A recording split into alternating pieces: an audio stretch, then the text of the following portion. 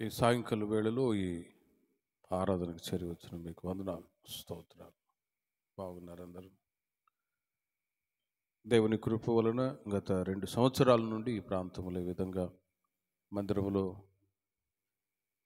ఆరాధన జరగటానికి దేవుడు కృప చూపుతూ ఉన్నారు. ఈ పరిచర్ని దేవుడు ఇంకా రాబోయే రోజుల్లో ఆశీర్వదించుదురుగాక. ఎవరు ధన్యులు అనే అంశం మీద ఈ సమయంలో కొన్ని మాటలు మీకు తెలియచేస్తాను. ఎవరు ధన్యులు, ఎవరు ధన్యులు అనే మాట మీద మనం దేవుని యొక్క వాక్యాన్ని ధ్యానించుకోబోతున్నాం. ఈ రోజున ఎవరు ధన్యులు అని ఒకవేళ ఎవరినైనా అడిగితే సాధారణముగా చాలామంది చెప్పే విషయం ఏంటంటే ఆస్తి కలిగిన వాళ్ళు ధన్యులు అని అంటారు. డబ్బు కలిగిన వాళ్ళు ధన్యులండి, మిద్దెలు మేడలు కట్టుకున్న వాళ్ళు, ఉన్నతమైన స్థితిలో ఉన్నవాళ్ళు వాళ్ళే ధన్యులండి అని అంటారు. లోకరీతిగా వాళ్ళు ధన్యులు అని పిలువబడుతూ ఉన్నా లోకరీతిగా ఎన్ని ధన్యతలు కలిగి వాళ్ళు జీవిస్తూ ఉన్నా కూడా ఒక రోజున అవన్నీ కూడా విడిచిపెట్టి వెళ్ళవలసిన పరిస్థితి. కాబట్టి లోకరీతిగా ఎవరండి ధన్యులు అన్నప్పుడు డబ్బు కలిగిన వాళ్ళు, ఆస్తి కలిగిన వాళ్ళు, మంచి మంచి ఉన్నతమైన చదువులు కలిగిన వాళ్ళు, పేరు ప్రఖ్యాతులు కలిగిన వాళ్ళు అని సాధారణంగా చెప్తూ ఉంటారు. కానీ బైబిల్ యొక్క ఆధారాన్ని బట్టి మనం ఆలోచించినట్లయితే ఎవరు ధన్యులు 5 విషయాలు మీకు తెలియచేస్తాను. ఎవరు ధన్యులు అని అంటే 32వ కీర్తన మొదటి చరణాన్ని మీరు చూడండి. 32వ కీర్తన మొదటి చరణం. తన అతిక్రమములకు పరిహారము నొందినవాడు, తన పాపమునకు ప్రాయశ్చిత్తము నొందినవాడు ధన్యుడు అని అక్కడ వ్రాయబడి ఉన్నది. ఎవరు ధన్యులు అనే మాటకి బైబిల్ చాలా చక్కగా జవాబు చెబుతుంది. లోక సంబంధమైన ఆశీర్వాదాలు, గొప్పతనాలు కలిగిన వాళ్ళు కొన్నిసార్లు మనుషుల ద్వారా, ఇతరుల ద్వారా ధన్యులని పిలువబడ్డ ఈ లోకంలో ఉన్నంత వరకే అవి పనికొస్తాయి, ప్రయోజనకరంగా ఉంటాయి. కానీ నిజంగా ఎవరు ధన్యులు అనంటే తన అతిక్రమములకు పరిహారం నొందినవాడు, తన పాపములకు ప్రాయశ్చిత్తం నొందినవాడు ధన్యుడు. మరి ఈ ధన్యతను మీరు సంపాదించుకున్నారా అని అడిగితే వీటి గురించి అవగాహన లేని ప్రజలు ఉన్నారు. అసలు పాపం అంటే తెలియని ప్రజలు కూడా ఉన్నారు. పాపం అంటే ఏంటండి? సిగరెట్ తాగడం పాపమా? సినిమాలు చూడడం పాపమా? లోకంలో ఉన్న కార్యాలన్నీ అనుభవించడం పాపమా? అది పాపమా అని పాపము ఏది అనే అవగాహన లేని ప్రజలు కూడా లోకంలో ఉన్నారు. మరి కొంతమంది నాస్తికులై అసలు దేవుడే లేడు, లోకంలో ఉన్నంత వరకు తినాలి, త్రాగాలి, సుఖించాలి, చనిపోయిన తర్వాత ఎవరు ఎక్కడికి వెళ్తారు ఎవరికి తెలుసండి అని గురి గమ్యము ఎరుగని ప్రజలు లోకంలో చాలామంది ఉన్నారు. మరికొందరు నదిలో వెళ్ళి స్నానాలు చేస్తే అక్కడ పాపాలు పోతాయి అని అనుకుంటారు. మరికొంతమంది దానాధర్మాలు చేస్తే పాపానికి ప్రాయశ్చిత్తం కలుగుతుంది అని అంటారు. ఒకవేళ అలా ధన్యతను సంపాదించుకోవాలని ప్రయాసపడితే డబ్బు కలిగిన వాళ్ళు వాళ్ళకున్న డబ్బంతా ఖర్చు చేసి పేదలకు ఇచ్చి తమ పాపాన్ని ప్రాయశ్చిత్తం చేసుకోవటానికి అవకాశం ఉంటుంది. ఇంకా చలివేంద్రాలు నిర్మించి ఆ తర్వాత ఈ విధవరాలకి, పేదలకి బట్టలు, డబ్బులు ఇస్తూ ఆ విధంగా పాప ప్రాయశ్చిత్తం చేసుకోవాలని కోరుకునే వాళ్ళు కూడా ఉన్నారు. ఒకవేళ లోకరీతిగా సోషల్ వర్క్ చేసి మనిషి తమ పాపానికి ప్రాయశ్చిత్తం చేసుకోవాలంటే అసలు అది కుదరని పని. కానీ వాక్యం చెప్తుంది తమ అతిక్రమములకు పరిహారము నొందినవాడు, తమ పాపములకు ప్రాయశ్చిత్తము నొందినవాడు ధన్యుడు. పాపానికి ప్రాయశ్చిత్తం అనేది యేసుక్రీస్తు దగ్గరికి వచ్చినప్పుడే జరుగుతుంది. ఎక్కడికో వెళ్తే పాప క్షమాపణ దొరకదు.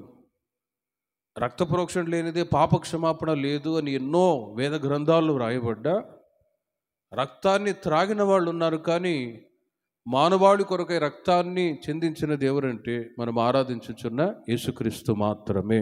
హల్లెలూయా. ఆయన తన పవిత్రమైన రక్తాన్ని మానవాళి కొరకై చెందించి మనుషులు చేసిన అతిక్రమ క్రియలన్నిటినీ కూడా వాటన్నిటికీ పరిహారం కలుగ చేయటానికి యేసుక్రీస్తు ఈ లోకానికి వచ్చి తన ప్రాణాన్ని త్యాగం చేసి సమాధి చేయబడి 3వ దినమున మరణాన్ని జయించి తిరిగి లేచాడు. తద్వారా లోకములో ఉంటున్న ప్రజలందరికీ కూడా తన్ను తాను ప్రత్యక్షపరుచుకున్నాడు. ఏమని? బోధిగంత నివాసులారా, నా వైపు చూచి రక్షణ పొందుడి, నేనే దేవుడును, మరి ఏ దేవుడును లేడు అని ఆయన మరణాన్ని జయించి తిరిగి లేచుట ద్వారా తనను తాను ప్రత్యక్షపరుచుకున్నారు. కనుకనే ఈ రోజున పాపానికి ప్రాయశ్చిత్తం ఎక్కడ కలుగుతుంది అని ఆలోచిస్తే ఎక్కడికో వెళ్ళి కొండలు గుట్టలు లేక ఎక్కడో నదిలో స్నానాలు చేసి మోక్షాన్ని పొందాలని ఆలోచిస్తే అవన్నీ వట్టివే. కానీ క్రీస్తు దగ్గరకు వచ్చి, ప్రభువా నేను పాపిని అని తమ పాపానికి ప్రాయశ్చిత్తం చేసుకున్న వాళ్ళు ధన్యులు. అలా బైబిల్లో ఒక స్త్రీ యేసుక్రీస్తు యొక్క పాదాల దగ్గర నిలిచి ఆమె కన్నీళ్లు విడిచి ప్రార్థిస్తుంది. తన పరిస్థితి చెప్పుకోలేని పరిస్థితుల్లో ఏడుస్తూ ఉంది. యేసయ్య పాదాల దగ్గర నిలిచి అక్కడ ఉన్న పేతురుతో యేసుప్రభు వారు అంటారు, ఇదిగో పేతురు, నేను నీ ఇంటికి వచ్చినప్పుడు నీవు నాకు త్రాగటానికి నీళ్లు ఇవ్వలే. ఇదిగో ఈమె తన కన్నీళ్ళని నా పాదాలకు తడుపుతుంది కదా, నీవు నా తలకు నూనె అంటలేదు. ఈమె అత్తరు తీసుకొచ్చి నా పాదాలకు రాస్తుంది కదా. ఈమె విస్తారంగా నన్ను ప్రేమించింది కాబట్టి ఈమె విస్తారమైన పాపాలు కూడా క్షమించబడ్డాయి అన్నాడు. ఆ తర్వాత ఆ స్త్రీతో కూడా యేసుప్రభు వారు అంటారు, అమ్మా, నీ విశ్వాసము నిన్ను రక్షించింది, సమాధానము గలదానవై వెళ్ళు అని ఆ స్త్రీతో చెప్పినప్పుడు ఆ రోజు నుండి ఆ స్త్రీ పాప క్షమాపణ, పాపములో నుండి విముక్తి కలిగి ఓ నవనూతనమైనటువంటి వెలుగుకరమైనటువంటి జీవితాన్ని చేయటానికి అప్పుడు ప్రయాసపడి ప్రారంభించింది ఆమె జీవితాన్ని. అంతవరకు ఆమెలో పాపములో ఉన్న స్త్రీ, అందుకే పాపాత్మురాలు, ఆమె పేరు రాయవలేదు కానీ పాపాత్మురాలు అని. ఆమె పాప ప్రాయశ్చిత్తము కొరకు ఎక్కడికి వచ్చింది? యేసుక్రీస్తు పాదాల దగ్గరకు వచ్చింది. ఆయన పాదాల దగ్గర నిలిచి కన్నీళ్లు విడిచి పశ్చాత్తాపడుతుంది, ప్రభువా నన్ను క్షమించయ్యా, నన్ను క్షమించయ్యా, నన్ను క్షమించయ్యా అని. ఇంకొక స్త్రీ గురించి కూడా బైబిల్లో రాయబడి ఉంది. ఓసారి శాస్త్రులు పరిచయులు వ్యభిచారమందు పట్టబడిన ఒక స్త్రీని తీసుకొచ్చారు. బోధకుడా, ఈమె పాపం చేస్తూ ఉన్నప్పుడు ఈమెను పట్టుకొని వచ్చాం. మరి మోషే ధర్మశాస్త్ర ప్రకారం ఇలాంటి వాళ్ళని రాళ్ళతో కొట్టి చంపాలని ఆజ్ఞ, విధి. మరి నువ్వేం చెప్తావు అంటే యేసుక్రీస్తు ఒకే మాట అన్నారు, ఇదిగో మీలో ఎవడు పాపం చేయలేదో వాడే మొట్టమొదట ఆమె మీద రాయి వేయాలి. ఆ మాటకి ఏ ఒక్కరూ జవాబు చెప్పలేక అందరూ వెనుదిరిగిపోయారండి. కారణం ఏంటంటే ఆమెను పట్టుకొని వచ్చిన వాళ్ళు కూడా పాపులే. ఈమె దొరికింది కాబట్టి దొంగ అయింది, వీళ్ళేమో దొరకని దొంగలు అన్నమాట. కాబట్టి ఆ మాట అనగానే యేసుప్రభు వారు అడిగిన ఆ మాటకి ఏ ఒక్కరూ జవాబు చెప్పకుండా పారిపోయారు. అప్పుడు యేసుక్రీస్తు వారు ఆమెతో అంటారు, అమ్మా, శిక్షించాలంటే శిక్షించడానికి నేను ఒక్కడనే అర్హుడని, కానీ శిక్షించడానికి నేను రాలేదు, రక్షించటానికి వచ్చాను. మరీ ఎక్కువ కీడు నీకు కలగకుండా ఉండు నిమిత్తమై నీవు పాపము చేయకు అన్నాడండి. హల్లెలూయా. ఆ స్త్రీ ఆ రోజు నుండి ఆమె పాపముల చేత, అపరాధముల చేత చచ్చిన పరిస్థితి. కానీ యేసుక్రీస్తు దగ్గరికి ఆమె రాబడుట ద్వారా ఆమె శిక్ష నుండి తప్పింపబడి ఆమె యొక్క పాపాలన్నీ క్షమించబడి ఒక నూతనమైనటువంటి జీవితాన్ని ఆ రోజు నుండి ప్రారంభించింది. ఆమె ధన్యురాలని పిలువబడింది. అందుకే బైబిల్లో ఆమె గురించి ప్రస్తావించబడింది, లేకపోతే ప్రస్తావించబడి ఉండేదే కాదు. కాబట్టి ప్రేమిన వర్లరా, ఎవరు ధన్యులు అనే ప్రశ్నకి బైబిల్ చక్కటి సమాధానం ఇస్తుంది. ఎవరి పాపాలు, అతిక్రమాలు ప్రాయశ్చిత్తం చేసుకుంటారో వాళ్ళే ఈ లోకంలో ధన్యులు. దేవుని ప్రజలైన మనము కూడా అట్టి ప్రాయశ్చిత్తాన్ని పొందుకొని ప్రభు సన్నిధికి ఈ రోజున వచ్చి ఉన్నామంటే మనము ఈ రోజుల్లో ధన్యులుగా పిలువబడుతూ ఉన్నాం. దేవునికి మహిమ కలుగును గాక. కాబట్టి దేవుడిచ్చిన పాప క్షమాపణ, ఆ రక్షణ యేసుక్రీస్తు శిలువ మ్రానుపై ఆయన మానవాళి కొరకు చేసిన శిలువ త్యాగాన్ని బట్టి కలిగింది అని ఎరిగి దేవుడిచ్చిన ఆ రక్షణని మనం కాచుకుంటూ రావాలి. ఎప్పుడైతే దేవుడిచ్చిన రక్షణ పాప క్షమాపణను కాచుకుంటూ వస్తారో, బైబిల్లో రాయబడి ఉంది, అట్టి నీతిమంతుల గుడారములో రక్షణను గురించిన ఉత్సాహ సంగీత సునాదాలు వినబడునుగాక. ఎవరి యొక్క పాపాలు క్షమించబడి ఉంటాయో వారు ధన్యులని పిలువబడతారు. అలాంటి కుటుంబాల్లో ఎల్లప్పుడూ సంతోషము, సమాధానము, నెమ్మది నిలిచి ఉంటుంది. అదే పాపానికి ప్రాయశ్చిత్తము లేని కుటుంబాలను ఒకసారి ఆలోచించి చూడండి. వాళ్ళ కుటుంబాలు ఎప్పుడు చూసినా దుఃఖము, కన్నీళ్ళు, బాధ, అసమాధానాలు, గొడవలే కలుగుతూ ఉంటాయి. కానీ పాపానికి ప్రాయశ్చిత్తం చేసుకొని ఓ మంచి బుద్ధులు, మంచి నడవడిక కలిగి జీవిస్తూ ఉన్న వారి కుటుంబాల్లో ఎలాంటి సమస్యలు రావు. కుటుంబాల్లో మనం గమనించినట్లయితే స్వర్గసీమగా ఉన్నటువంటి కుటుంబాలు నరకకోపాలుగా మార్చబడిపోతున్నాయి. కారణం ఏంటి అన్నప్పుడు కుటుంబాల్లో చెడుతనం లేక ఈ అక్రమ కార్యాలు, వీటిని బట్టి ఏం జరుగుతుందంటే అసమాధానాలు, గొడవలు ఎదురవుతూ ఉంటాయి. అందుకే సామెతలో ఒక మాట రాయబడి ఉంది, మంచివాని బుద్ధి వానికి సంతోషాన్ని ఇస్తుంది అని. గుడ్ పీపుల్, గుడ్నెస్, మంచితనం కలిగిన వాళ్ళు ఎల్లప్పుడూ సంతోషంగా ఉంటారండి. అదే ఒకవేళ దొంగని గమనించి చూడండి, ఎక్కడో దొంగతనం చేసి ఒక చోట ఈ అడవుల దీవులను దాచిపెట్టుకున్నాడు అనుకో, రేపల్లెలు దొంగతనం చేసి వచ్చి వాడు ఏ మూలను దాక్కొని ఉన్నా కూడా వాడికి ఒక భయం, ఎప్పుడు పోలీసు వాళ్ళు వచ్చి తన్ని ఈడ్చుకెళ్తారా అని ఆ భయంతోనే ఉంటాడు. కానీ ఇక నెమ్మది అనేది ఉండదు ఆ దొంగకి. అదే రాజమార్గంలో నడిపించబడుతున్న వాళ్ళు, దొంగతనం చేయకుండా మంచి బుద్ధులు కలిగి మంచి నడవడిక కలిగిన వాళ్ళు ఎల్లప్పుడూ సంతోషంగానే ఉంటారు. దేవునికి మహిమ కలుగును గాక. కాబట్టి పాపానికి ప్రాయశ్చిత్తం కలిగిన వాళ్ళు ఈ రోజున ధన్యులని పిలువబడుతూ ఉన్నారు. అయితే పాపములో ఉంటున్న ప్రజలకి నెమ్మది అనేది ఉండదు. మనిషి జన్మతః పాపి, కర్మతః పాపి. దావీదు అంటాడు, నేను పుట్టుకలోనే తల్లి గర్భములు పుట్టినది మొదలుకొని జన్మతః పాపి అన్నట్లు తన జన్మదినాన్ని గురించి, నేను పాపములోనే పుట్టి ఉన్నాను అంటే, మనిషి ఆదాము చేసినటువంటి ఆదాము దేవుని యొక్క మాటకు అవిధేయత చూపుట ద్వారా సర్వ సృష్టి శాపగ్రస్తమైపోయింది. అయితే రెండవ ఆదామైన యేసుక్రీస్తు ఈ లోకానికి వచ్చడం ద్వారా జన్మ కర్మ పాపాలన్నీ కూడా తొలగించబడి మానవుడు ఒక నవనూతనమైన మార్గంలో నడవటానికి అవకాశం ఉంటుంది. మనిషి పుట్టుకలో జన్మ పాపిగా ఉంటూ ఉన్నాడు. ఓ 16, 17, 18 సంవత్సరాలు వచ్చినప్పుడు ఈ లోక సంబంధమైనటువంటి మాలిన్యము చేత ఏడవబడి చెడు కార్యాలకు చోటిచ్చి వాటిని కర్మ పాపాలు అని అంటారు. తెలుసో తెలియకో చేసినటువంటి కొన్ని కార్యాలను బట్టి ఆ వ్యక్తి పాపానికి చోటిచ్చినప్పుడు అట్టి వారికి పరలోక రాజ్యం ఉండదు. అందుకే పరలోక రాజ్యానికి చేరాలి, మోక్షానికి చేరాలి అంటే ఈ జన్మ కర్మ పాపాలన్నిటిలో నుంచి విడుదల పొంది పాప ప్రాయశ్చిత్తం చేసుకొని ప్రభు దగ్గర దేవుని ప్రజలుగా రావటానికి ఇష్టపడితే అట్టి వాళ్ళు ధన్యులని పిలువబడతారు. వారి యొక్క పేర్లు జీవగ్రంథంలో లిఖితం చేయబడుతుంది. మోక్షానికి కూడా, పరలోక రాజ్యానికి కూడా అట్టివారు అర్హులుగా మార్చబడుదురుగాక. నమ్మిన వారికి రక్షణ, నమ్మని వానికి శిక్ష కలుగుతుంది అని వాక్యం చెప్తుంది. కాబట్టి ప్రేమిన వర్లరా, ఒకటి, ఎవరు ధన్యులు అని అంటే పాపానికి ప్రాయశ్చిత్తం చేసుకున్న వాళ్ళు ధన్యులు. గతంలో దేవుని ప్రజలైన మనము లోకంలో ఉన్నప్పుడు, లోక సంబంధమైన ప్రజలుగా జీవిస్తూ ఉన్నప్పుడు చీకట్లో ఉన్నవాళ్ళు, కానీ by the grace of God దేవుడు తన కృపచేత రక్షించి పాపానికి ప్రాయశ్చిత్తం చేసుకొని దేవుని బిడ్డలుగా జీవించటానికి, నీతిమంతులుగా బ్రతకటానికి దేవుడు కృప చూపారు. అందుకు దేవునికి మహిమ కలుగునుగాక. 128వ కీర్తన మొదటి చరణాన్ని మీరు చూడండి.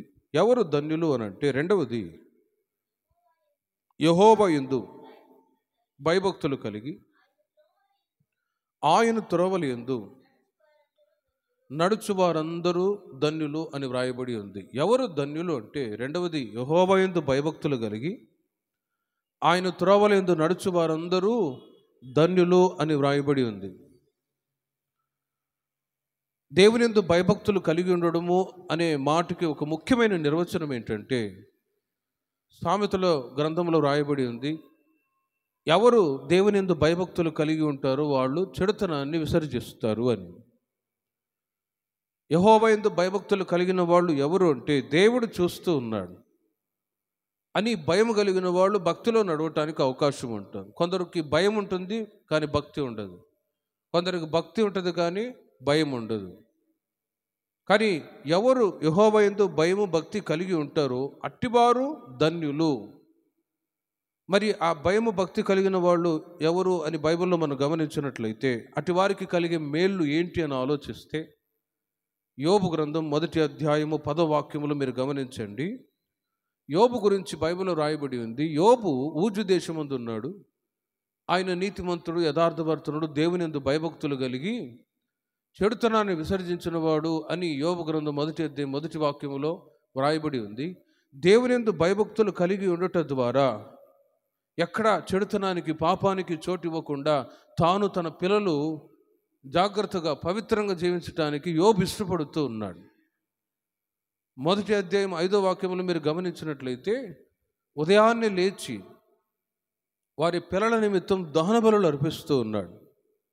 యోబు ఉదయాన్నే లేచి, నా పిల్లలు ఒకవేళ దేవునికి విరోధంగా పాపం చేసిరేమో అని వారి నిమిత్తం ప్రాయశ్చిత్తం కొరకై దహన బలులు అర్పిస్తూ ఉండేవాడు. ఆ మాటకు అర్థం ఏంటంటే, దేవుని ప్రజలైన మీరు మీ పిల్లల నిమిత్తం ప్రార్థన చేయాలి.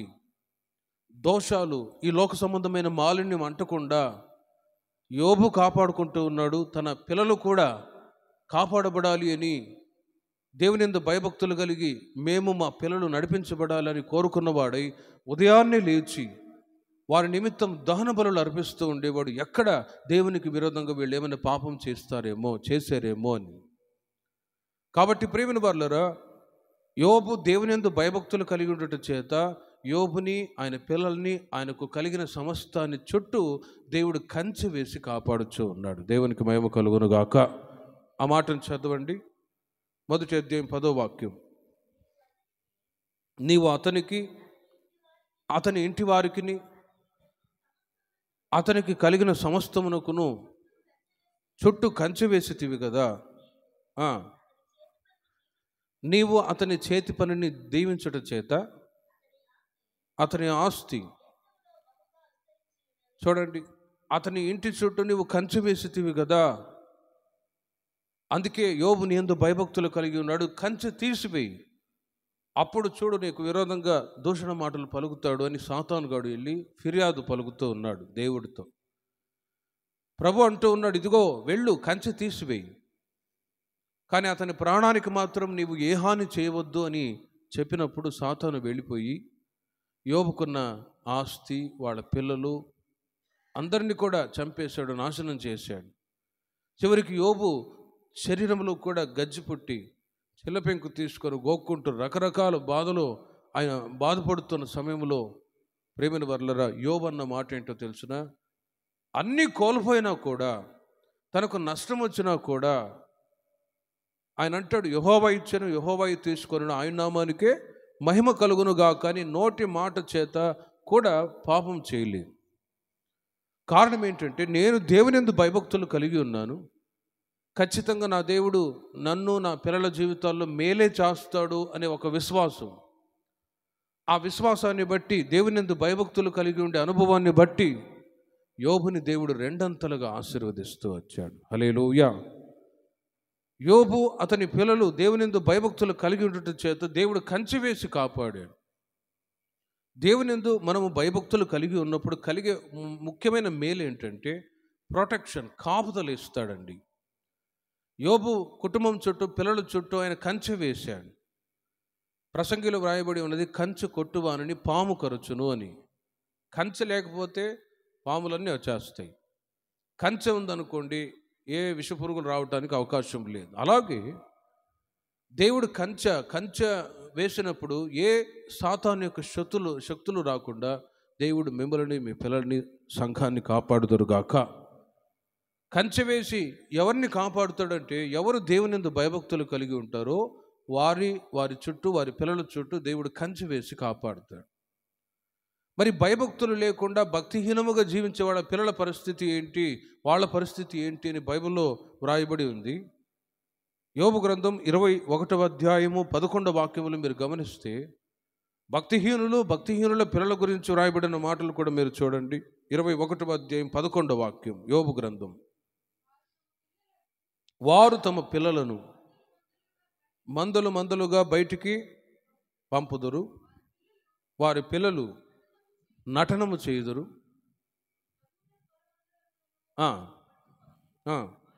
వాయించుదురు, స్థానిక నాదమును విని సంతోషించుదురు. చూడండి, ఒక్క క్షణములోనే పాతాళమునకు దిగిపోదురు అని ఎవరి గురించి రాయబడిన మాట అంటే పై వాక్యాలు మీరు చదువుకోండి. భక్తిహీనుల పిల్లలు వాళ్ళ జీవితాలు అలా మార్చబడిపోతాయి. ఈరోజున గమనిస్తూ ఉన్నాం కల్చర్ ఎలా మారిపోయిందంటే, నేను గోవా, చెన్నై సిటీలో ఎక్కువ సేవ చేశాను. ఆ ప్రాంతాల్లో మీరు గమనిస్తే వీకెండ్ రాగానే ఈ బీచ్లు అంబడి ఇంకా పబ్బుల్లో, క్లబ్బుల్లో విచ్చలవిడితనం ఎక్కువ. మొత్తం జనమంతా అక్కడే తిరుగుతూ ఉంటారు. ఇక వీకెండ్ రాగానే సాటర్డే, సండే ఆ రోజుల్లో ఇక విచ్చలవిడితనం అండి, ఇంకా చెప్పని పరిస్థితి అవన్నీ కూడా. అందుకే బైబిల్లో రాయబడి ఉంది, భక్తిహీనుల పిల్లల జీవితాలు ఎందుకు నాశనం అవుతున్నాయంటే వాళ్ళు అనుకుంటారు మేము శ్రేయస్సు కలిగి బ్రతుకుతాం, ఆశీర్వాదకరంగా ఉంటున్నాం, లైఫ్ని ఎంజాయ్ చేస్తున్నామని తిని త్రాగి సుఖిస్తూ ఈ డ్రగ్స్ అలవాటుకి బానిసలై చాలామంది యూత్ ఈ రోజున నాశనం అవటానికి కారణం ఏంటంటే ఈ లోక సంబంధమైన కార్యాలను బట్టి వారి జీవితాలు మాలిన్యానికి గురైపోయి చివరికి మొదట వాళ్ళు అనుకుంటారు మేము శ్రేయస్సు కలిగి బ్రతుకుతున్నాము అని అంటారు. కానీ వాక్యం చెప్తుంది ఒక్క క్షణంలోనే వాళ్ళు పాతాళానికి దిగిపోదురు. కారణం ఏంటంటే లోక సంబంధమైన ఘనతలు, డబ్బు అన్నీ ఉంటాయి. చివరికి ఈ లోక సంబంధమైన అలవాట్లు చేత తమ జీవితాలు నష్టపరుచుకొని ప్రజెంట్ యూత్ వాళ్ళ ఈ యొక్క యవనస్తులు ఈ రోజుల్లో ఎక్కువగా నాశనం అయిపోతూ ఉన్నారు. కారణం ఏంటంటే భక్తిలో నడవమని చెప్తే ఆ భక్తిని కూడా ఇష్టపడని వాళ్ళు ఉన్నారు. ఈ లోక సంబంధమైన మాలిన్యం చేత ఏడవబడి చాలామంది భక్తిహీనతలోనికి దిగజారిపోతూ ఉన్నారు. అందుకే యోబు ఏం చేస్తున్నాడంటే తాను దేవుని యందు భయభక్తులు కలిగి ఉన్నాడు, మాదిరి చూపిస్తూ ఉన్నాడు. తర్వాత పిల్లలు కూడా భయభక్తులు కలిగి నడవాలి అని వాళ్ళ నిమిత్తం ప్రార్థన చేస్తూ ఉన్నాడు. అందుకే విలాప వాక్యాలు రాయబడి ఉన్నది, రేయి మొదటి జామున లేచి నీ పసిపిల్లల ప్రాణ రక్షణ కొరకు నీవు ప్రార్థన చేయమని. కాబట్టి ప్రేమిని వాళ్ళ దేవుని యందు భయభక్తులు కలిగి ఎవరైతే నడిపించబడతారో వాళ్ళు ధన్యులు. యోబు కుటుంబాన్ని కంచె వేసి కాపాడినట్లు మీ కుటుంబాలను కూడా నా దేవుడు కంచె వేసి కాపాడుదురుగాక. మీకు ఇచ్చిన పిల్లల్ని కూడా దేవుడు కంచె వేసి కాపాడుదురుగాక. ఎవరు ధన్యులు అనంటే, ఒకటి పాపానికి ప్రాయశ్చిత్తం చేసుకున్న వాళ్ళు ధన్యులు. రెండవది దేవుని యందు భయభక్తులు కలిగిన వాళ్ళు ధన్యులు, ఫియర్ ఆఫ్ ద లార్డ్, దేవుని యందు భయభక్తులు కలిగిన వాళ్ళు. మూడవది మత్తయి సువార్త 5వ అధ్యాయం 3వ వాక్యాన్ని చూడండి. మత్తయి సువార్త 5వ అధ్యాయం 3వ వాక్యం, ఆత్మ విషయమై దీనులైన వాళ్ళు ధన్యులు, పరలోక రాజ్యము వారిది అని వ్రాయబడి ఉంది.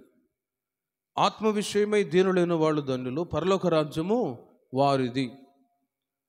ఈ మాటకు అర్థం ఏంటంటే, ఆత్మ విషయమై దీనులైన వాళ్ళు అనే మాటకు అర్థం ఏంటంటే తమ స్థితిని మరచిపోని వాళ్ళు ధన్యులు. ఆత్మ విషయమై దీనులైన వాళ్ళు ధన్యులు ఎవరు అనంటే, బైబిల్లో ఉదాహరణకి దావీదు గురించి మనం చదువుతూ ఉన్నాం. ఆయన ఒక సాధారణమైన గొర్రెల కాపరి. దేవుడు ఏం చేశాడంటే ఇశ్రాయేలు ప్రజలకు రాజుగా అభిషేకించాడు. ఆ సమయంలో దావీదు ఏమన్నాడో తెలుసునా, నేను రాజుగా అభిషేకించబడటానికి నా గొప్పతనము అతిశయమని అతిశయపడలేదు, కానీ దావీదు అంటాడు ఇంతగా నన్ను హెచ్చించుటకు నేను ఏమాత్రుడను అని తన్ను తాను తగ్గించుకొని మాట్లాడుతూ ఉన్నాడండి. హల్లెలూయా.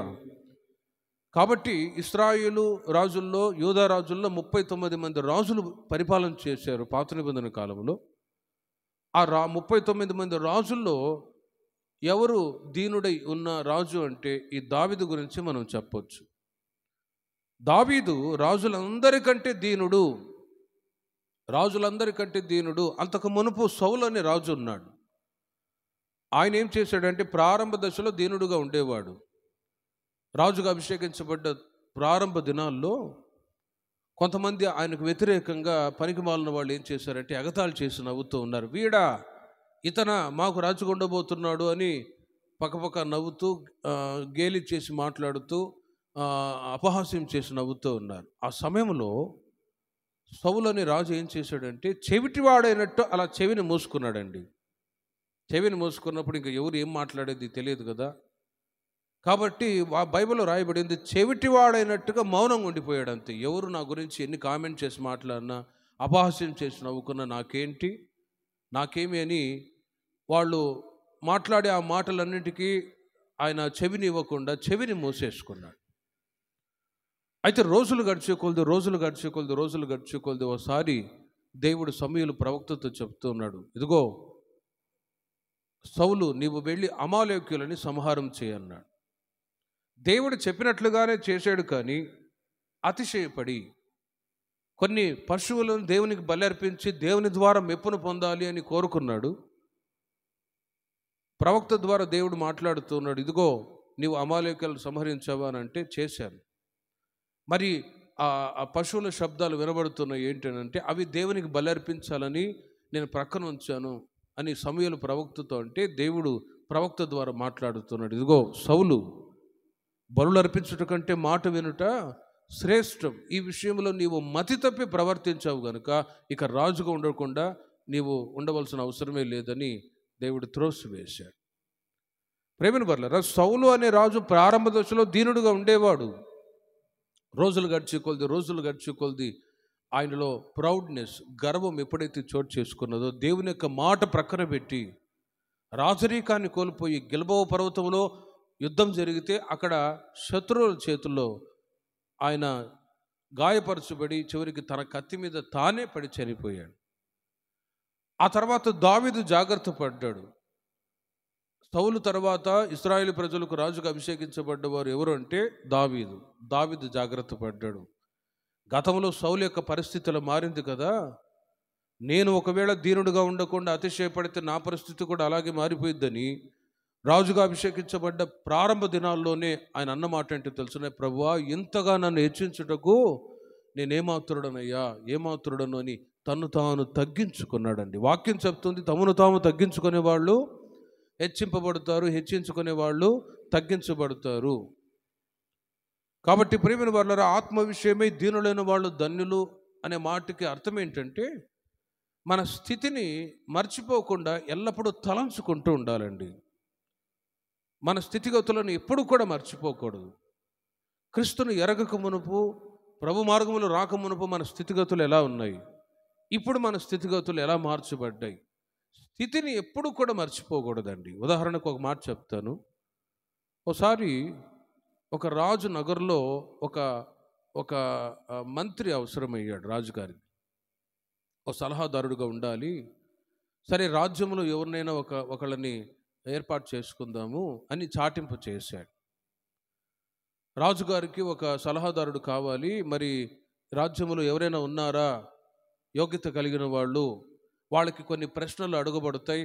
ఎవరైతే సరైన ప్రశ్నలు వాళ్ళకి ఆ ప్రశ్నలకు జవాబు చెప్తారో వాళ్ళు రాజుగారికి సలహాదారుడు ఉండబోతున్నాడు రెండో అని చాటింపు చేస్తే ఒక 20 మంది వచ్చారు. వాళ్ళందరూ వచ్చి వరుసగా నిలవబడ్డారు. వాళ్ళందరూ మంచి మంచి వస్త్రాలు ధరించుకొని డిగ్నిఫైడ్గా వచ్చి నిలవబడ్డారు. వాళ్ళల్లో ఒక అతను మాత్రం చెనిగిపోయిన చొక్కా ధరించుకొని పిచ్చోడ్లాగా ఉన్నాడండి. సరే, వాడు కూడా వచ్చాడు కదా, సరే అని రాజుగారు కొన్ని ప్రశ్నలు అడిగితే ఆ 20 మందిలో ఏ ఒక్కరు కూడా జవాబు చెప్పలేదు రాజు అడిగిన ప్రశ్నకి. కానీ ఆ పిచ్చోడ్లాగా మురికి వస్త్రాలు ధరించుకున్నాడు చూడండి, వాడు మాత్రం అడిగిన ప్రశ్నలన్నిటికీ జవాబు చెప్పాడు. ఇక రాజుగారు మెచ్చుకొని వెంటనే దాన్ని అపాయింట్ చేసుకున్నాడు. ఇక మీదట నువ్వు సలహాదారుడిగా ఉండవచ్చు, నువ్వు పిచ్చోడు అనుకున్నాను, కానీ నువ్వు మంచి జ్ఞానవంతుడవు అని రాజు అతన్ని మెచ్చుకొని తన దగ్గర ఉంచుకున్నాడు. ప్రియమైన వాళ్ళరా, ఆ రోజు నుండి అతని జీవితం ఆశీర్వాదకరంగా మారింది. కాబట్టి అతను ఏం చేశాడో తెలుసున, ప్రతిరోజు రాజు నగరికి వచ్చేటప్పుడు తాను నివాసం చేస్తున్న పాత ఇంటికి వచ్చి వెళ్తూ ఉండేవాడు. మిగతా వాళ్ళు అనుకున్నారు, వీడు ఎక్కడికో వెళ్తున్నాడు, ఏమైనా మంత్రాలు తంత్రాలు చేస్తున్నాడేమో, రాజుగారికి విరోధంగా ఏదైనా కీడు చేయబోతున్నాడేమో, ఇప్పుడు వెంటనే వీడు గొప్పవాడయ్యాడంటే ఏదో జరుగుతుంది అని మిగతా వాళ్ళు అనుకున్నారు. కానీ అతడు రాజునగర్కు వచ్చి రాజుగారి దగ్గర పనిచేస్తూ ఉన్నప్పుడు ఆశీర్వాదకరంగా రాజు ఏ పని చెప్పినా కూడా అతడు చక్కగా చేసుకుంటూ వర్ధిల్లుచూ ఉన్నాడు. మిగతా వాళ్ళందరూ అతన్ని కనిపెడుతూ ఉన్నారు. అయితే ఇతను ఏం చేస్తున్నాడంటే, వర్ధిల్లటానికి గొప్ప చేయబడ్డానికి మూల కారణం ఏంటంటే, వీడు సలహాదారుడుగా ఎంచబడ్డ ఈ వ్యక్తి రాజునగర్కి పనికి వచ్చే ముందు పాత ఇంటికి, ఇప్పుడు స్థితిగతులన్నీ మారిపోయాయి. అతనికి ఒక బంగ్లా ఇచ్చారు, అన్ని వసతులు ఉన్నాయి, మంచి వస్త్రాలు, మంచి ఆహారం, అన్ని ఫెసిలిటీస్ ఉన్నాయి. గొప్ప చేయబడుతున్నాడు, వర్ధిల్లుచూ ఉన్నాడు. దానికి గల కారణం ఏంటంటే, తాను నివాసం చేస్తున్న పాత ఇల్లు ఉండేది. ప్రతిరోజు ఆ ఇంటికి వెళ్ళి ఆ ఇంట్లో ఒక బీరువా ఉండేది. ఆ బీరువా తెరిస్తే ఒక పెట్టె ఉండేది. ఆ పెట్టెలో తాను వేసుకున్న మురికి వస్త్రాలు, తాను తన స్థితి అక్కడ ఉన్నాయి, పాత వస్త్రాలు అన్నీ ఉన్నాయి. అవన్నీ కూడా చూసుకుంటూ ప్రతిరోజు ప్రార్థన చేసుకుని వచ్చేవాడట. ప్రభువా, నేను ఇలా ఈ స్థితిలో నేను రాగలిగాను అంటే, గతంలో నా పరిస్థితి ఇలా ఉన్నది, సరైన వస్త్రాలు లేవు, కానీ ఈ రోజున నీవు నాకు మంచి వస్త్రాలు ఇచ్చావు ప్రభువా, మీకు స్తోత్రం అనేవాడు. హల్లెలూయా. గతంలో సరైన విధంగా ఆహారం లేదు తినటానికి, ఈ రోజున నా స్థితిని మార్చి మంచి ఆహారాన్ని ఇచ్చావు కదా ప్రభువా, మీకు స్తోత్రం అని చెప్పేవాడు. ఇలా తన జీవితంలో దేవుడు చేసిన మేళ్ళన్నీ తలంచుకొని ఒక 5-10 నిమిషాలు ఆ పాత ట్రంక్ పెట్టుకొని ఆ పాత వస్త్రాలు అవన్నీ ధరించి అక్కడ చూసి ఏడ్చి బాధపడి దేవునికి కృతజ్ఞతాస్తుతులు చెల్లిస్తూ ఆ తర్వాత రాజునగర్కు వచ్చేవాడు. తద్వారా రాజునగర్లో అతడు వర్ధిల్లుచు వచ్చాడు. దేవునికి మహిమ కలుగునుగాక. ఒక్కసారి ఆలోచించండి, ఆత్మ విషయమై దీనులైన వాళ్ళు ధన్యులనే మాటకి ఇది అర్థం. అంటే మనం ఏ స్థితిలో నుండి ఏ స్థితిలోనికి వచ్చామో ఆ స్థితిని మర్చిపోకూడదు. దేవుడు కొన్నిసార్లు అన్నీ ఇచ్చి చూస్తాడు, ఇవ్వకై చూస్తాడు. ఇచ్చినప్పుడు నాకంటే ఎవరు గొప్పవాడు లేరు అనుకున్నామా, అన్నీ పోతాయి అంతే. అందుకే మన స్థితిని మర్చిపోకుండా ఎప్పుడు మనము తగ్గింపు కలిగి మనం నడిపించబడుతూ రావాలి. ప్రభువా, గతంలో నా స్థితి ఇలా ఉన్నది, ఈ రోజున నన్ను ఆశీర్వదించావు కదా, నాకు ఆహారం ఇచ్చావు. అప్పుడప్పుడు కొందరు విశ్వాసులు కూడా చెప్తూ ఉంటారు, గతంలో నాకు తెలిసిన సహోదరుడు ఉన్నాడు, చిన్నప్పుడే వాళ్ళ అమ్మ నాన్న చనిపోయారు, ఒక్కడే అనాథ. కానీ ఆ సహోదరుడు అంటాడు, అన్న నాకు అమ్మా నాన్న చిన్నప్పుడే చనిపోయారు, ఒక అనాథ, మరి నేను ఎలా బ్రతుకుతాను, నా పరిస్థితి ఏంటి అని చింత దిగులు వేదనతో చిన్న కూలి పని చేసుకుంటూ బ్రతుకుతూ వచ్చాను. ఎవరో కొందరు పరిచయమై వాళ్ళు మంచితనాన్ని చూపి, సరే వీడు అనాథగా ఉన్నాడు కదా అని జాలిపడి ప్రేమ చూపించి వాళ్ళు ఇంటికి తీసుకొని వెళ్ళి, అతను యవనస్తుడుగా ఉన్నప్పుడు వాళ్ళ ఇంట్లో ఆ కుమార్తెనిచ్చి పెళ్లి చేశారు. ఆయనకి 3 కుమారులు. ఇప్పుడు ఆ 3 కుమారులు కూడా పెద్దవాళ్ళు అయ్యారు. ఆయన చాలా సంతోషపడతాడు. అంటే జనరేషన్, వంశం లేదు, ఇక నా పరిస్థితి ఇంతే, నా జీవితం ఇలాగే నశించిపోయిద్దేమో అనుకున్నానన్నా, కానీ ఈ రోజున నాకు పెళ్ళయింది, 3 పిల్లలు, వాళ్ళు కూడా పెళ్ళయింది, మనవరాళ్ళు. చూడండి, ఆశీర్వాదాలు అనేది దేవుని వద్ద ఇలా కలుగుతుంది. దేవునికి మహిమ కలుగును గాక. ఆ సహోదరుడు ఇప్పుడు కూడా తన స్థితిని తలంచుకొని, గతంలో అనాథగా ఉన్నాను, గతంలో కూలి పని చేసుకొని ఏమీ లేని స్థితిలో ఉన్నాను, ఈ రోజున ఇల్లు ఇచ్చాడు, పెళ్ళయింది, పిల్లలు కలిగారు, అన్నీ కూడా దేవుడు సమృద్ధిగా ఇచ్చాడు అని ప్రభుని స్తుతిస్తూ ఉన్నాడు. దీనినే ఏమంటారంటే, ఆత్మ విషయమై దీనులైన వాళ్ళు ధన్యులు. కాబట్టి మన జీవితాల్లో కూడా గతంలో మనం ఏ స్థితిలో ఉన్నాం, ఇప్పుడు ఏ స్థితిలో ప్రభు నడిపిస్తూ ఉన్నారు, ప్రభు మార్గంలో వచ్చిన తర్వాత మన స్థితిగతులు ఎలా మార్చబడ్డాయో తలంచుకొని ప్రతి ఉదయాన్నే లేచి, ప్రభువా మీరు ఇచ్చిన ఆశీర్వాదాల కొరకై, దేవుడు మీకు ఏ ఏ ఆశీర్వాదాలు ఇచ్చాడో వాటన్నిటిని బట్టి ప్రతిరోజు మీరు స్తుతించుదురుగాక.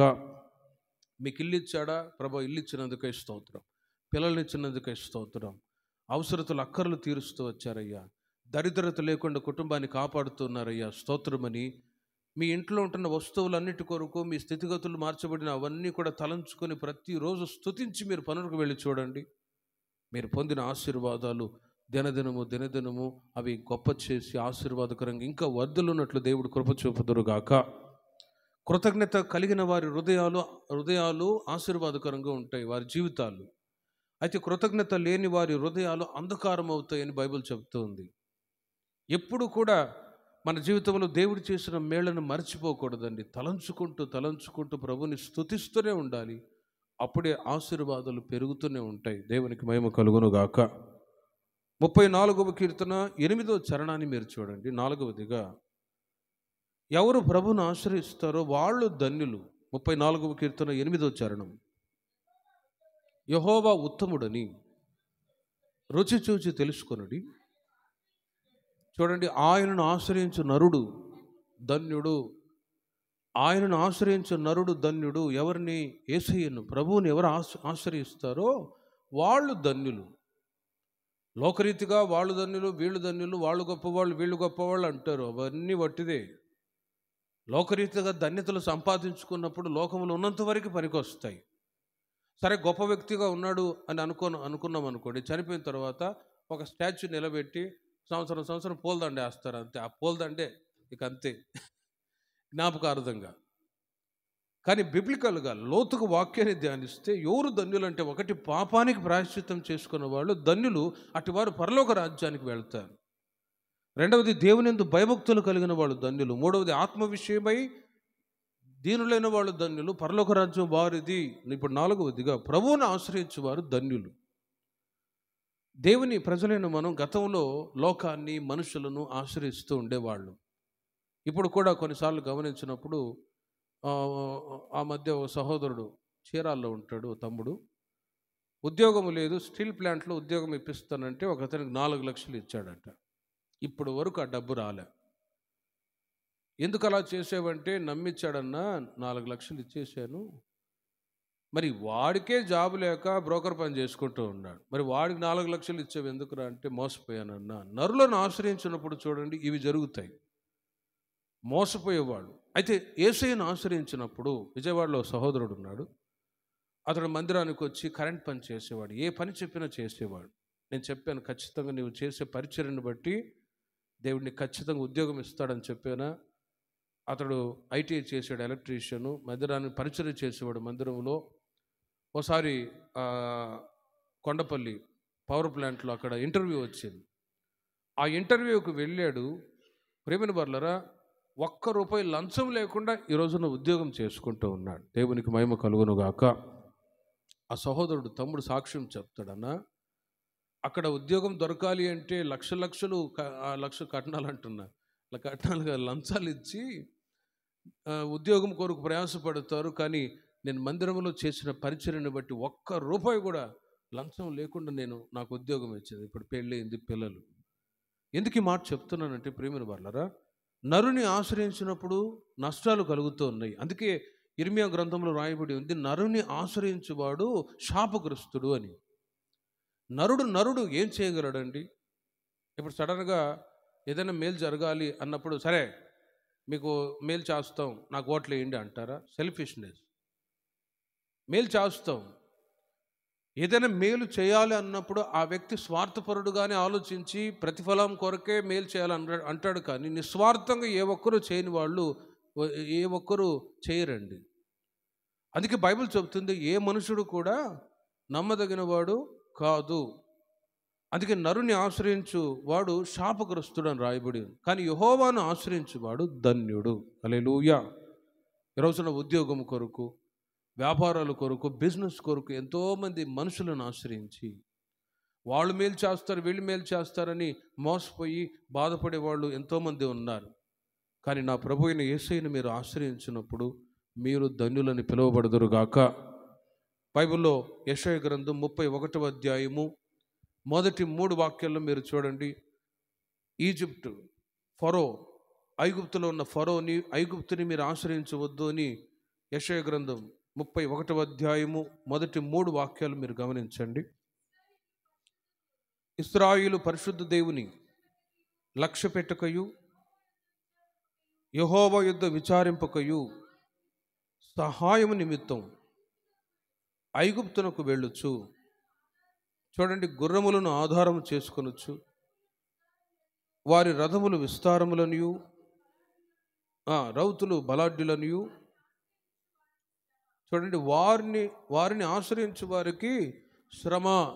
క్లియర్గా వ్రాయబడింది బైబిల్లో. ఇశ్రాయేలు పరిశుద్ధ దేవుని లక్ష్య పెట్టుకయు, యెహోవా యుద్ధ విచారణ చేయుకయు. దేవుని ప్రజలైన వాళ్లకు తగిన ముఖ్యమైన కార్యం ఏంటంటే, ఏదే సమస్య రాని, ఉద్యోగ విషయంలో కానీ, వ్యాపార విషయంలో కానీ, వివాహ విషయంలో కానీ, ఎవ్రీథింగ్, ప్రతిదీ మనకు మేలు జరుగునప్పుడు ముందుగా దేవుని ప్రజలైన మనం ఏం చేయాలంటే, పరిశుద్ధ దేవుని మనం లక్ష్య పెట్టాలి. అంటే ప్రభు దగ్గరికి రావాలి. రెండవది, యెహోవా యుద్ధ విచారణ చేయాలి. ప్రభు దగ్గరికి రావాలి, లక్ష్యం పెట్టి ఈ పూట ప్రార్థనకు వెళ్ళాలి. ప్రభు దగ్గర నేను అడగాలి. విచారణ చేయడం అంటే అడగడం. ప్రభు దగ్గర వచ్చి మనం లక్ష్య పెట్టి ప్రభు దగ్గర విచారణ చేయాలి. కానీ ఆనాడు యెషయా ప్రవక్త ద్వారా దేవుడు చెప్తున్నాడు, ఇశ్రాయేలు పరిశుద్ధ దేవుని లక్ష్య పెట్టుకయు, యెహోవా యుద్ధ విచారింపకయు సహాయము నిమిత్తం ఐగుప్తుకు వెళ్ళొచ్చు. ఐగుప్తు అంటే ఈ లోకానికి గుర్తు. ఈ లోకాన్ని ఆశ్రయిస్తూ వెళ్ళొచ్చు, గుర్రములను ఆధారము చేసుకొనొచ్చు. ఈ ఐగుప్తు గుర్రములు అన్నప్పుడు, ఐగుప్తు అంటే లోకానికి గుర్తు. లోకములో ఉంటున్న గొప్పతనాన్ని బట్టి వీళ్ళు మేలు చేస్తారు, వాళ్ళు మేలు చేస్తారు అని లోకాన్ని ఆశ్రయిస్తూ, మనుషులను ఆశ్రయిస్తూ, వారి రథములు విస్తారములనియు, రౌతులు బలాఢ్యులనియు, వారిని ఆశ్రయించు వారికి శ్రమ. 30వ అధ్యాయము 7వ వాక్యాన్ని కూడా మీరు చూడండి. అదే యెషయా గ్రంథం 30వ అధ్యాయం 7వ వాక్యం. ఐగుప్తు వలెని సహాయము, చూడండి, పనికి మాలినది. ఇక్కడ మనం చదివాము, సహాయము నిమిత్తం ఐగుప్తునకు వెళ్ళొచ్చు. ఐగుప్తు అనేది లోకములో ఉంటున్న మనుషులు సహాయం చేస్తామంటారు కానీ స్వార్థ ప్రియులు. కాబట్టి సహాయము నిమిత్తం ఐగుప్తును, రథములను, లోకములో ఉంటున్న మనుషులను, లోక సంబంధమైన అనుభవాలు జీవిస్తున్న వారి దగ్గరకు వెళితే ఇక్కడ వ్రాయబడింది, ఐగుప్తు వలని సహాయము పనికిమాలినది, నిష్ప్రయోజనమైనది. అందుచేతను ఏమీ చేయక ఊరకుండు గప్పాల మారి అని దానికి పేరు పెట్టబడును. గప్పాల మారి అంటే యూజ్లెస్ ఫెలో, ఇక ఏ ప్రయోజనము లేదు. ఈ లోకాన్ని, లోక సంబంధమైన మనుషులను ఆశ్రయించినప్పుడు ఇలాగే జరుగుతుందండి. చెప్పాలంటే చాలా విషయాలు ఉన్నాయి. ఉదాహరణకి, కొందరు మనుషులను ఆశ్రయించి ఒక విషయం గుర్తొస్తుంది. నేను కర్నూలులో సేవ చేస్తున్నప్పుడు, అంటే మనుషులను ఆశ్రయించినప్పుడు కలిగే శ్రమ. ఓ సహోదరి మందిరానికి వస్తూ పోతూ ఉండే, చాలా చక్కగా ఉంటుంది. భార్య, ఆ సహోదరి, ఇద్దరు పిల్లలు, చక్కగా ఉంటారు పిల్లలు. కానీ భర్త త్రాగుడు పోతాడు. సరే, అతను సరిగ్గా తెచ్చిపెట్టక, సరైన ఫెసిలిటీస్ ఇంట్లో లేక, పిల్లల్ని పోషించలేని స్థితిలో వాళ్ళ బంధువుల్లో ఒకతను ఈమెని మైండ్ డైవర్ట్ చేసేసాడు. ఇక ఆ సంగతి భర్తకు ఒకసారి తెలిసిందండి. తెలిసి వెంటనే ఆ కుటుంబంలో ఏం జరిగిందంటే గొడవ జరిగింది. వెంటనే ఆ సహోదరి డిసప్పాయింట్ అయిపోయింది. ఇక వెంటనే భర్త గొడవాడి తాగేసి కొట్టి వెళ్ళిపోయాడు. ఏం చేయలేని పరిస్థితుల్లో వెంటనే ఆమె ఏం చేసిందంటే, కెరోసిన్ పోసుకొని తగలబెట్టుకున్నది. చిన్న బాబు ఉన్నాడు, వాడిని కూడా లాగిందట, చచ్చిపోదాం ఇద్దరు అన్నట్టు. వాడు బుడ్డోడు భయపడి ఆ లాక్కొని వెళ్ళిపోయాడు, అంత దూరం తప్పించుకున్నాడు. ఆ సహోదరికి మాత్రం మొత్తం శరీరం అంతా కాలిపోయిందండి. ఇక వెంటనే విశ్వాసులు ఫోన్ చేశారు, అన్నయ్య, పలానా సహోదరి హాస్పిటల్లో ఉంది, శరీరం అంతా ఖాళీ. ప్రేమల వర్లరా, నేను మరుసటి రోజు హాస్పిటల్కి వెళ్ళాను. ఇక ఆమె చూడలేని పరిస్థితి, అసలు భయం వేసింది. అప్పుడే నేను ఫస్ట్ టైం చూడడం కాలిపోయిన వాళ్ళు. శరీరం అంతా మొత్తం శరీరం అంతా కాలిపోయింది. ఇక వెంటనే శ్యామన్న మాట కూడా రావట్లేదండి.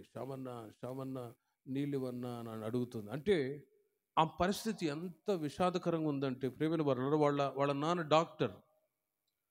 వాళ్ళ ఫ్యామిలీ మంచి ఎడ్యుకేటెడ్ ఫ్యామిలీ. కానీ భర్త వలన ఆ బాధ తట్టుకోలేక ఇంకొక సహోదరునితో లింక్ పెట్టుకున్నదా, ఇక ఆమెకి సహాయము లేని పరిస్థితి. అది తెలిసి వాళ్ళ నాన్న కూడా మా అమ్మాయి మంచిది కాదని చెప్పి వాళ్ళు కూడా పట్టించుకోక వెళ్ళిపోయారండి. ఏ ఒక్కరు కూడా లేరు. ఆ గవర్నమెంట్ హాస్పిటల్లో నలిగిపోతుంది. నేను బ్రదర్ వెళ్తే, అన్నయ్య నీళ్ళు కావాలి అన్నయ్య అంటే ఆ నీళ్ళు ఇచ్చాం. ఇక ఏంటి ఎవరు లేరా అంటే, ఎవరు లేరు సార్, ఎవరు లేరు, ఈమె దగ్గరికి ఎవరు రావట్లేదు, ఏంటో మరి పరిస్థితి. వెంటనే ఆ సహోదరి అన్నది, అన్నయ్య ఈ నంబర్కి ఫోన్ చేయన్నయ్య అని అన్నది. ఫోన్ చేశాను. ఎవరు? ఇంకొక అతను చూడండి ప్రేమిన వర్లర్, ఇప్పుడు ఆపదలో ఉన్నప్పుడు సహాయం చేయలేని పరిస్థితుల్లో ఫోన్ చేస్తే, అన్న నేను హైదరాబాద్లో ఉన్నాను, నేనేం చేయలేనన్నా అని చెప్పేసి ఫోన్ కట్ చేసేసి. అంటే ఆధారము ఇతనే అనుకొని భర్తను వదిలేసి అతని మీద ఆధారపడుతూ వచ్చిందా? ఇప్పుడు ఆమె చచ్చిపోయే మూమెంట్లో అతను ఫోన్ కట్ చేసేసాడు వెంటనే. ఇక నేను ఏం చేయలేని పరిస్థితుల్లో ప్రార్థన చేసి నేను కూడా బాధపడ్డాను. మరి పరిస్థితి ఇక దిగజారిపోయింది. ఇంటికి వచ్చేసాను, మందిరానికి వచ్చేసాను. మరుసటి రోజు ఆ సహోదరి ఒక 2-3 రోజులు ఉన్నది, చనిపోయిందండి. కనీసం ఆమెను చివరికి మున్సిపాలిటీ వాళ్ళు ఈ కుక్క నేర్చుకుని వెళ్తారు చూడండి, ఆ విధంగా దిక్కులేని పరిస్థితుల్లో ఆమె పరిస్థితి మారిపోయి మున్సిపాలిటీ వాళ్ళు తీసుకెళ్ళి సమాధి చేశారట. ఎందుకు మాట చెప్తున్నా అంటే, నరులను ఆశ్రయించినప్పుడు కుటుంబ వ్యవస్థలో అందుకే పవిత్రతను కాపాడుకుంటూ రావాలి. కుటుంబాలు నరక కూపాలుగా మారిపోవటానికి గల కారణం ఇదే. నరులను ఆశ్రయించినప్పుడు వాళ్ళు మేలు చేస్తారు, వీళ్ళు సహాయం చేస్తారంటారా? ఆపదలో ఏ ఒక్కరు రారండి, తప్పించుకొని పారిపోతారు. సరే, ఆ సహోదరి ఎంత త్రాగుడుపోతాడో భర్తే కదా అని తగ్గించుకొని ఉందామంటే అది చేతకాని. కుటుంబంలో ఇలా చాలా సమస్యలు ఉంటాయి. కానీ ఏదేమైనా కూడా పవిత్రతని కాపాడుకుంటూ ఉన్నప్పుడు ప్రేమిన వర్లరా, నరులను పవిత్రతను కాపాడుకుంటూ దేవుని యందు భయభక్తులు కలిగి ప్రభువును ఆశ్రయిస్తూ నడిపించబడితే కీడనేది రాదు. అదే ప్రభువును విడిచిపెట్టి నరులను ఆశ్రయిస్తూ వాళ్ళు మేలు చేస్తారు, వీళ్ళు మేలు చేస్తారని డబ్బు కొరకు ఒకవేళ ప్రాకులాడి అలా చేస్తే ఆ సహోదరి జీవితం గందరగోళంగా మారిపోయింది. ఇలాంటి ఉదాహరణలు చాలా చెప్పగలను. కానీ ముఖ్యమైన విషయం ఏంటంటే ప్రభువుని మనం ఆశ్రయించాలి. ఎలాంటి కష్టకరమైన పరిస్థితుల్లో కూడా ప్రభువుని విడిచిపెట్టకూడదండి. కష్టాలు, సమస్యలు, నిందలు, అవమానాలు ఎదురవుతూ ఉంటాయి. కానీ వాటి మధ్యలో దేవుడు చేయి విడిచిపెట్టేవాడు కాదు. పరిపూర్ణంగా దేవుని మీద ఆధారపడి బ్రతికే అనుభవం. జడ్జెస్, న్యాయాధిపతుల గ్రంథం 6వ అధ్యాయము 7వ వాక్యములో మీరు చూడండి. న్యాయాధిపతుల గ్రంథం 6వ అధ్యాయం 7వ వాక్యములో, ఇశ్రాయేలీయులు మిద్యానీయుల చేత బాధ భరించలేక దేవుణ్ణి మొరపెట్టినప్పుడు, ఆశ్రయించినప్పుడు యెహోవా ఇశ్రాయేలీయుల యొద్దకు ప్రవక్తను ఒకని పంపెను. చూడండి, ఇశ్రాయేలీయుల దేవుడైన యెహోవా ఏమనగా, నేను ఐగుప్తులో నుండి మిమ్మును రప్పించి దాసుల గృహములో నుండి మిమ్మల్ని తోడుకొని వచ్చి. ప్రేమిన వర్లరా, అక్కడ మీరు చూడండి 6వ అధ్యాయం 7వ వాక్యములో, మిద్యానీయుల వలని బాధను బట్టి ఇశ్రాయేలీయులు యెహోవాకు మొరపెట్టగా యెహోవా ఇశ్రాయేలీయుల యొద్దకు ప్రవక్తను ఒకని పంపెను. మిద్యానీయుల వలని బాధను బట్టి ఇశ్రాయేలీయులు యెహోవాకు మొరపెట్టారు. ఈ మిద్యానీయులు ఎవరు అంటే, ఈ ఇశ్రాయేలు ప్రజల్ని బాధ పెట్టేవాళ్ళు. బిబ్లికల్గా లోతుగా వాక్యాలు ధ్యానించినప్పుడు ఆ రోజుల్లో ఏం జరిగేది అంటే, దేవుడు ఇశ్రాయేలు ప్రజలు పెట్టిన మొరను దేవుడు వినేవాడు, వారికున్న సమస్యల నుంచి విడుదల చేసేవాడు. సరే, ఇశ్రాయేలు ప్రజలు కూడా మేలు పొంది క్షేమంగా ఉన్నప్పుడు వీళ్ళు ఏం చేసేవాళ్ళు అంటే, మరలా దేవునికి విరోధంగా నడిచేవాళ్ళు. దేవుడు చెప్పిన మాట వినక, దేవుణ్ణి ఆశ్రయించకుండా విచ్చలవిడిగా తిని వాళ్ళు బ్రతుకుతూ ఉన్నప్పుడు దేవుడు ఏం చేసేవాడు అంటే, బైబిల్లో స్వతహా దేవుడే శత్రువుల చేతికి అప్పగించేవాడు ఇశ్రాయేలుని. అప్పుడు ఏం చేసేవాళ్ళు ఇశ్రాయేలులు? యెహోవాకు మొరపెట్టేవాళ్ళు, ప్రభువా మమ్మల్ని విడుదల చేయండి, మమ్మల్ని కాపాడండి అని మొరపెట్టినప్పుడు దేవుడు ఏం చేసేవాడు? జాలి కలిగిన వాడు, ప్రేమ కలిగిన వాడు కాబట్టి ఒక ప్రవక్తను పంపించి ఆ ప్రవక్త ద్వారా ఇశ్రాయేలు ప్రజలను విడుదల చేసేవాడు. మరలా కొంతకాలం దేవునికి విరోధంగా నడిపించబడితే దేవుడే స్వతహా శత్రువుల చేతికి అప్పగించేవాడు. మరలా మొరపెడితే మరి ఎన్నిసార్లు ఈ విధంగా దేవుడు జాలి చూపుతాడు? ఎన్నిసార్లు? ఇక్కడ కూడా మిద్యానీయుల వలని బాధను బట్టి ఇశ్రాయేలులు యెహోవాకు మొరపెడితే యెహోవా ఇశ్రాయేలుల యొద్దకు ఒక ప్రవక్తను పంపించాడు. ఆ ప్రవక్త వెళ్ళి ఏం చేశాడు? దేవుని ప్రజల్ని తప్పించి కాపాడుతూ వచ్చాడు. ఆ అధ్యాయంలో మీరు ఇంటికి వెళ్ళిన తర్వాత చదువుకోనండి, ఏ విధంగా ఆ ప్రవక్త ఈ మిద్యానీయుల చేతుల్లో నుండి ఇశ్రాయేలు ప్రజలను విడిపించాడో చక్కగా వ్రాయబడ్డాయి. దేవునికి మహిమ కలుగును గాక. కాబట్టి ఈ మాటను బట్టి ప్రభువుని ఆశ్రయించినప్పుడు, లోకాన్ని, పాపాన్ని, సాతాన్ని ఆశ్రయించి జీవిస్తున్న సమయంలో దేవుడు ఏం చేస్తాడంటే, దేవుడు స్వతహా కొన్నిసార్లు భ్రష్టత్వానికి అప్పగిస్తాడు అని రోమా సంఘానికి కూడా పౌలు గారు రాస్తారు. ఆ మాటలు చదివినప్పుడు భయం వేసేది. ఎందుకంటే దేవుడే స్వతహా శత్రువుల చేతికి అప్పగిస్తే మన పరిస్థితి ఏంటి? ఎందుకు అలా దేవుడు చేశాడు? వీళ్ళు ఇంతకాలం నన్ను ఆశ్రయిస్తూ వచ్చారు, ఇప్పుడు సడన్గా నన్ను వదిలిపెట్టి ఐగుప్తులో ఉంటున్న రథములను, రౌతులను ఆశ్రయిస్తూ వీళ్ళు జీవిస్తున్నారే, ఇటు వాళ్ళు ఉంటే ఏం ప్రయోజనం అని స్వతహా దేవుడే శత్రువుల చేతికి అప్పగించేవాడు. కాబట్టి దేవుని ప్రజలను మనం ఎలాంటి పరిస్థితుల్లోనైనా కూడా ప్రభువునే మనం ఆశ్రయించదుము గాక. హల్లెలూయా. కష్టాలు, సమస్యలు, పోరాటాలు, ఇబ్బంది, ఎలాంటి పరిస్థితులు వచ్చినా కూడా ప్రభువుని ఆశ్రయించినప్పుడు ప్రేమిన వర్లరా మనమే ధన్యులని పిలువబడతాం. చివరికి ఒక్క మాట చెప్పి ముగిస్తాను. యెషయా గ్రంథం 30వ అధ్యాయం 18వ వాక్యం. ఒకటి, పాపములకు ప్రాయశ్చిత్తము నొందిన వారు ధన్యులు. రెండవది, దేవుని యందు భయభక్తులు కలిగిన వాళ్ళు ధన్యులు. మూడవది, ఆత్మ విషయమై దీనులైన వాళ్ళు ధన్యులు. నాలుగవది, ప్రభువుని ఆశ్రయించువారు ధన్యులు. చివరిగా, యెహోవా కొరకు కనిపెట్టుకున్న వారు ధన్యులు. 30వ అధ్యాయం 18వ వాక్యం యెషయా గ్రంథం. కావున నీ యందు దయచూపవలెనని యెహోవా ఆలస్యం చేయుచున్నాడు, మిమ్మును కరుణింపవలెనని ఆయన నిలవబడి ఉన్నాడు. యెహోవా న్యాయము తీర్చు దేవుడు. చూడండి, ఆయన నిమిత్తం కనిపెట్టుకున్న వారు ధన్యులు. ఎవరు ధన్యులు? లోకములో లోక సంబంధమైన గొప్పతనాలు కలిగిన వాళ్ళు ధన్యులా? కాదు. లోక సంబంధమైన ఘనత, పేరు, ప్రఖ్యాతలు పొందిన ఒక రోజున మట్టిలో పెట్టబడవలసిన పరిస్థితి. ఎంత పెద్ద బిలినియర్ అయినా ఖచ్చితంగా మట్టిలో పెట్టబడాలి, మట్టిలోనే పెట్టబడాలి అంతే. ఎంత సౌందర్యవంతులైనా కూడా వాళ్ళు చివరికి మట్టికి మట్టైపోవాల్సిందే. కానీ వాక్యం చెప్తుంది, యెహోవా కొరకు కనిపెట్టుకున్న వారు ధన్యులు, ధన్యులు. ఏ విధంగా దేవుని ప్రజలైన మనం దేవుని కొరకు కనిపెట్టాలి అని ఆలోచించినట్లయితే ప్రేమిన వర్లరా, ఎక్సోడస్ నిర్గమకాండం 19వ అధ్యాయము 9వ వాక్యంలో మోషేతో దేవుడు పలుకుతున్న మాటలు మీరు చూడండి. ఒకసారి దేవుడు ఇశ్రాయేలు ప్రజల్ని దర్శించబోతూ ఉన్నాడు. ఆ సమయంలో మోషేతో కొన్ని ముఖ్యమైన మాటలు దేవుడు చెప్తూ ఉన్నాడు. యెహోవా మోషేతో, ఇదిగో నీతో మాట్లాడినప్పుడు ప్రజలు విని నిరంతరము నీ యందు నమ్మిక ఉంచినట్లు, చూడండి, నేను కారుమబ్బులో నీ యొద్దకు వచ్చేదనని చెప్పాను.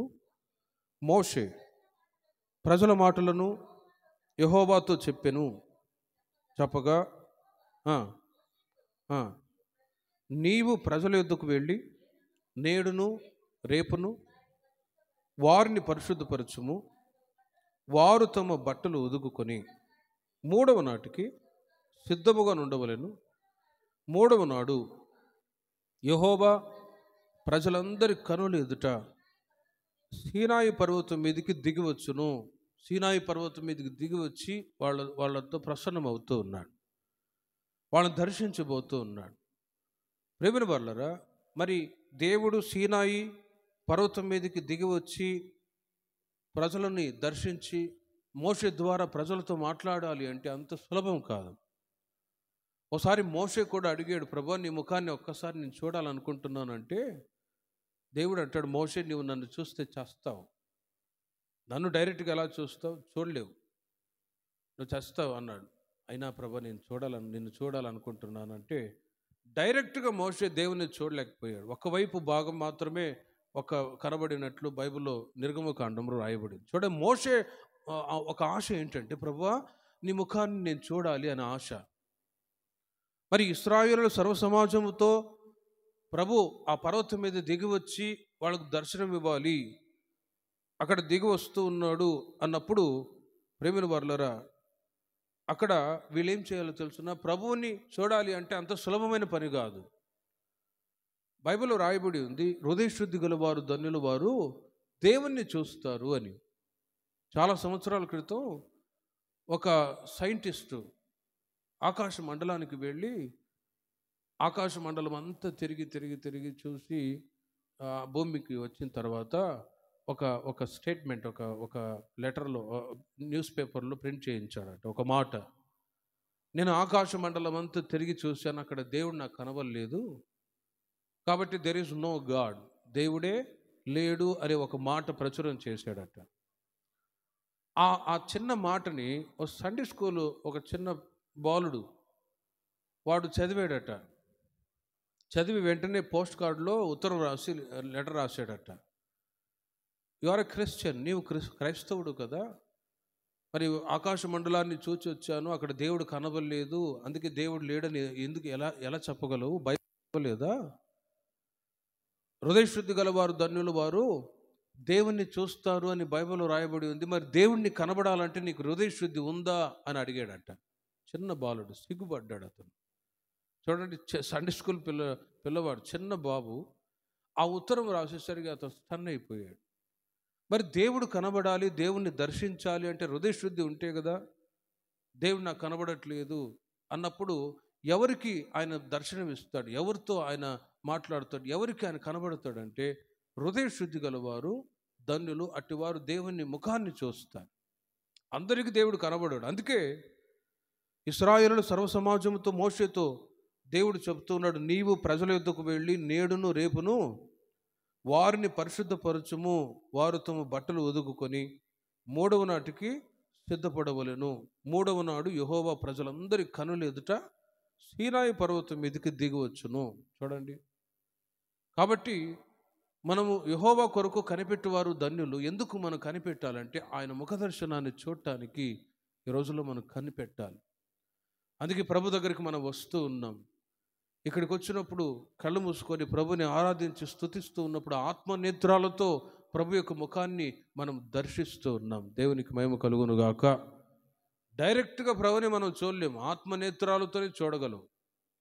ఆ మధ్య సంఘములో ఆరాధన జరుగుతుంది, ఒక అమ్మాయి ప్రవచనం చెప్తుందట, ఇదిగో ప్రభు మన మధ్యలో దిగి వచ్చాడు అని.